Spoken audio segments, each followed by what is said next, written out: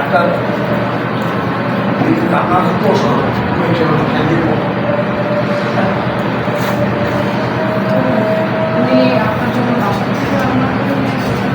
প্রিয় মানুষ আমার প্রশ্ন করেন তো প্রিয় মানুষের জন্য আপনি না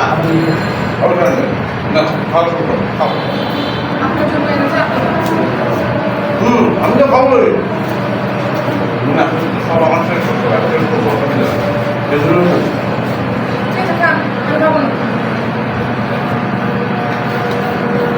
থ্যাংক ইউ।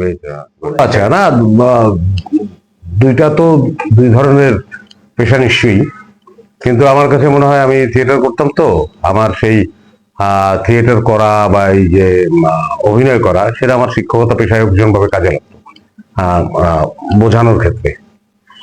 তো আমি আনন্দ পেতাম শিক্ষকতা যখন করতাম, আনন্দ পেতাম। আমি অবশ্য কোনো স্কুল কলেজ বা এরকম কোনো জায়গায় খুব ওই রকম কোনো জায়গায় শিক্ষকতা করেছি তা না, আমি কোচিং সেন্টারে পড়াতাম, কোচিং সেন্টার ছিল নিজের আর কি। এক সময় স্পেস দেয়া বা স্পেস আটকে রাখা কোনোটাই জরুরি না আসলে, কারণ হচ্ছে কি যে স্পেস দেওয়ার কিছু নাই। একজন অভিনেতা তার সততার সঙ্গে অভিনয় করবে। আর আমার কাছে মনে হয় যে আমি একটা নাটক বা সিনেমা যেটাই করি না কেন, যে পুরো বিষয়টা আমার মাথায় থাকলে, আমার মাথায় যদি এই নাটক নিয়ে বা ও একটা চরিত্র অভিনয় করছে, সেই চরিত্রটা নিয়ে আমার যদি কোনো একটা ভাবনা আসে, সেই ভাবনাটা শেয়ার করা উচিত বা আমি শেয়ার করি। সেই ভাবনাটা ওর যদি তাহলে সেটা ও কাজে লাগাবে। তাতে যদি নাটকটা ভালো হয়, ওর কতটুকু হেল্প হলো আমি জানি না, কিন্তু নাটকটা যদি তাতে ভালো হয় সেটাই তো আমরা করতে চাই।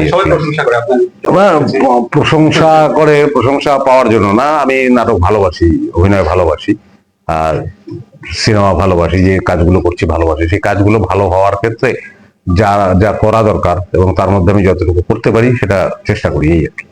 না, আমার এরকম কোনো নাই যে অমুক ভাষাতেই আমার অসাধারণ, এরকম কোনো ব্যাপার নাই আসলে।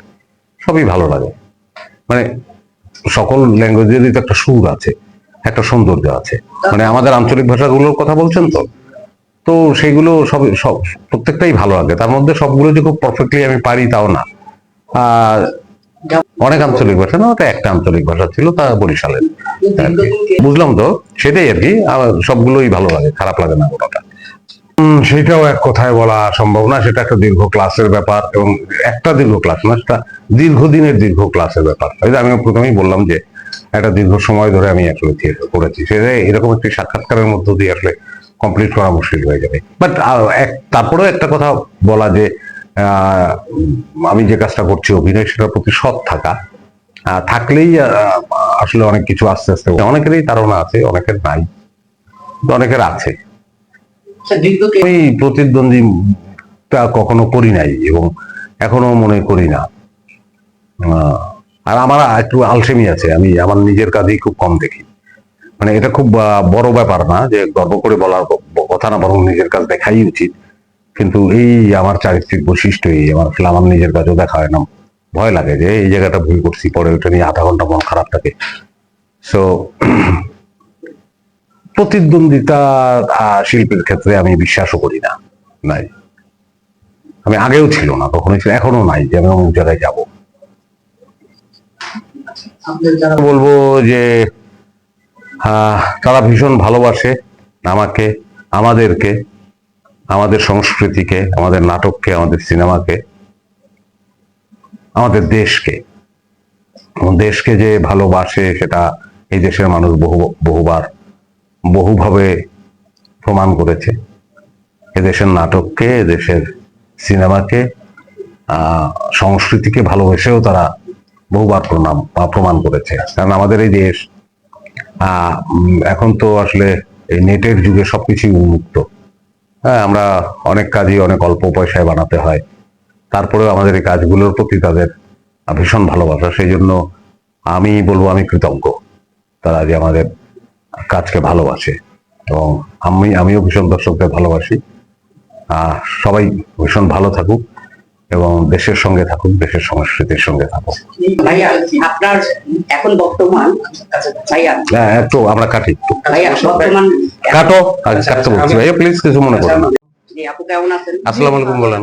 আসসালামু আলাইকুম আপু, কেমন আছেন? ওয়ালাইকুম আসসালাম, ভালো আছি। ওয়ালাইকুম আসসালাম, ভালো আছে। নাটক নিয়ে, সিনেমা নিয়ে, ওটিটি নিয়ে ও তো কথা বলতেছো, তো ওরও তো ক্যামেরা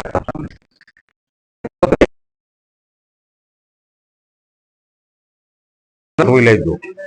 আর আমার চোখও দুইটা, আর আমি তো মুশকিল কি কোশ্চেনের অ্যান্সার কি আমি এগুলোতেও দেবো? আচ্ছা ঠিক আছে, আমি আমার মতন দিয়ে দিচ্ছি। ভাই বর্তমান তো ভাইয়ার আশেপাশে বসে আছি, এটাই আমার খুব ভালো লাগছে। তাই নাকি? আমি তো এটা ভাইয়া নিজেও জানে।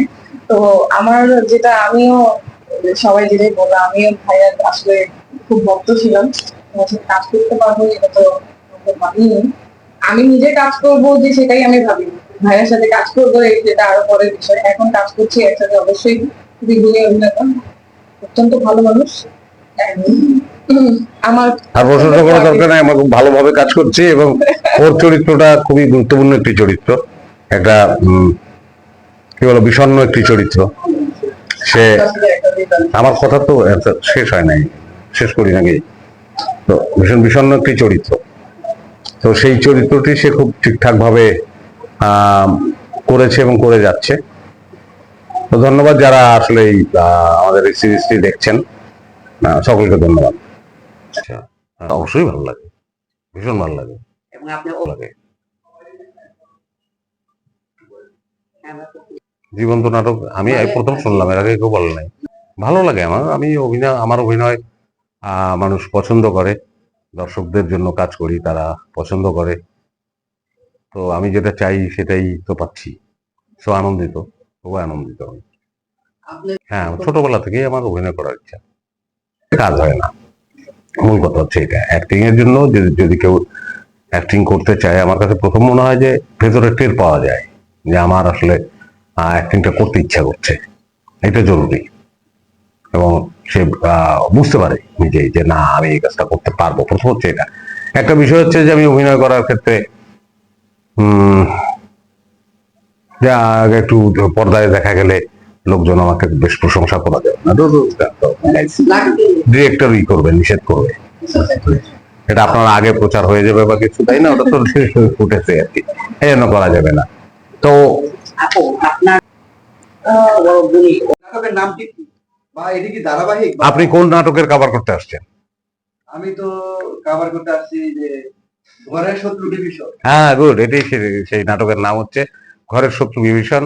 এটা রচনা করেছেন শফিকুর রহমান শান্তনু এবং সাজিন আহমেদ বাবু, পরিচালনায় আছেন সাজিন আহমেদ বাবু। এটা একটা দারুণ সিরিজ। হ্যাঁ হ্যাঁ, একা আছে, ঠিক আছে। হ্যাঁ, শফিকুর রহমান শান্তনু এবং পরিচালনা করছেন সাজিন আহমেদ বাবু। গল্পটা আমাকে রাজনীতিবিদ এবং আমি তার বড় সন্তান, এবং আমি মানসিকভাবে কিছুটা অসুস্থ, এবং আমাকে আসলে পরস্পর বিপরীত চরিত্র, আমার পিতার চরিত্র আর আমার চরিত্র, আমার পিতার প্রতিহিংসার কিছুটা শিকারও, সেইভাবেই গল্পটা চলছে। এবং এই চরিত্রের নানান কথোপকথন, নানান ঘটনার মধ্য দিয়ে এই গল্পটা চলছে, এবং একটি পরিবার এবং সমাজের অসঙ্গতি বের করে আনার চেষ্টা করা হয়েছে। হিস্টোরি তো, এটা ইতিহাস ভিত্তিক নাটক না, ইতিহাস ভিত্তিক নাটক না। এটা আসলে নাটক বিষয়ে একটু সংশ্লিষ্ট বিষয়ে একটু জানাশোনা থাকলে ভালো হয়। এইটা হচ্ছে, এই নাটকটা আসলে এর মধ্যে স্যাটায়ার আছে, হ্যাঁ, আরো স্যাটায়ারের মধ্য দিয়েই আসলে সোসাইটির কথাগুলো বলার চেষ্টা করা হচ্ছে। আমরা যেমনটা জানি যে মোশাররফ করিম মানে বিনোদন, মোশাররফ করিম মানে প্রাণী টাইপের কিছু থাকবে, বিনোদন নিয়ে দর্শক। এটা কেন জানেন? কারণ আপনি আমার অনেক কাজ দেখেন নাই, সেই জন্যই জানেন। তা মানুষ হচ্ছে কি যে আমি আসলে যেটা বলতে চাই যে মানুষ পছন্দ করে, মানুষ আনন্দ পছন্দ করে। আর আমার কাছে কমেডিকে মনে হয় হিলিং, এক ধরনের একটা চিকিৎসা মনে হয় আসলে।